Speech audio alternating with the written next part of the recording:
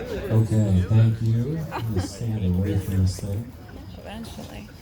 Oh my goodness, what a day.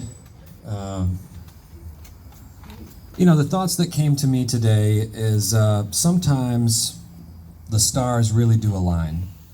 And for me, there is a very symbolic message in my relationship with my brother.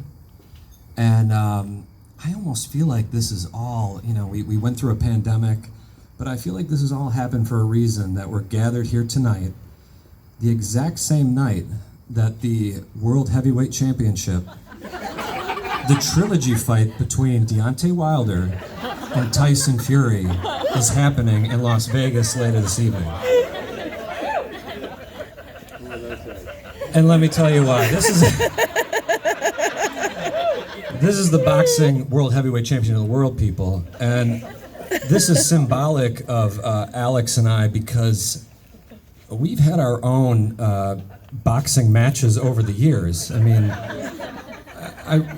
ever since Alex was born, we've really been, we started out, I should say, as incredible rivals. And, we would meet in the ring pretty much every day. But for us, the bell we would hear was school letting out. We would have snack time.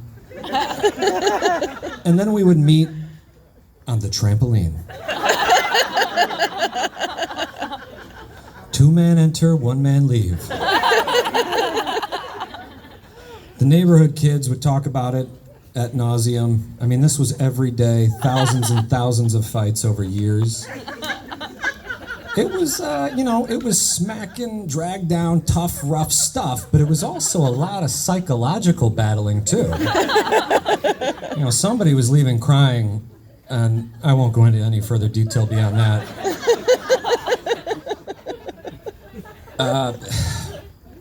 But yeah, I think my brother and I would think about all this, and I was the older brother, I was king of the kid table, and I would just think, like, why doesn't he just go along with me? Like, why does he always have to defy me? Because he always would defy me. Wouldn't his life just be easier if he just went along like everybody else? But he never did. Alex Leonard is a defiant one who lives by his own terms, which is a very Leonard quality. I didn't quite appreciate it until I left the house, went to college. And it was weird, we leave home, we leave our nest, and I began to realize, like, that hatred I felt for my brother, that I thought I felt for my brother, because I really hated him. You start to think, well, gosh, the fact that my brother has all this character to just stand up to me, it'd be so easy for him to just back down and go along with things, but he never would. And I had this odd epiphany, I guess, at one point where my hatred for my brother actually turned to love. These emotions that are so inextricably linked, hatred and love. It makes me wonder even that after tonight, when the Bronze Bomber and the Gypsy King meet in Vegas, maybe in the future at some point they may look back and think, I love that guy. Because without him, I could have never achieved the level that I was able to achieve. We need our competitors. We need people to challenge us. And so, Alex, I love you for that. Years beyond that, I was starting businesses. I started a video company, a lacrosse company, and there was this strange, morbid conversation that accompanies that.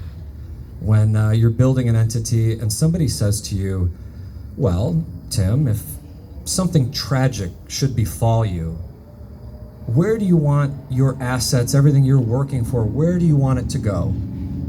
And I had to think about this long and hard. And I ultimately answered Alex Leonard. No. And you never knew that. I never told you that. But all those thousands of fights that we had, you showed me something, and maybe I felt a little guilty, honestly, but you showed me this strength, and when it came down to it, I just thought, you know what? It should go to my brother. He is a rock. He will never be moved. He has strength that you rarely see in this world. But times have changed since those days. You know, I'm married now, so there's nothing really heading my way. But at one point it was, and I wanted you to know that. I did want you to know that. I thought that was a great honor. Speaking of times changing, why we're here tonight, my younger brother has finally married Amanda, Amanda, I love you so much. And I've been thinking about this, you guys got married a year ago, and the thought on my mind when you guys had your first wedding, anyway, your first marriage, was I'm just so happy that my brother Alex has found somebody who I know is gonna stick up for him and be there for him and never leave his side. It really does mean a lot to me. But now we fast forward a year and I've had more time to think about it, I've had more time to think about you as my sister-in-law.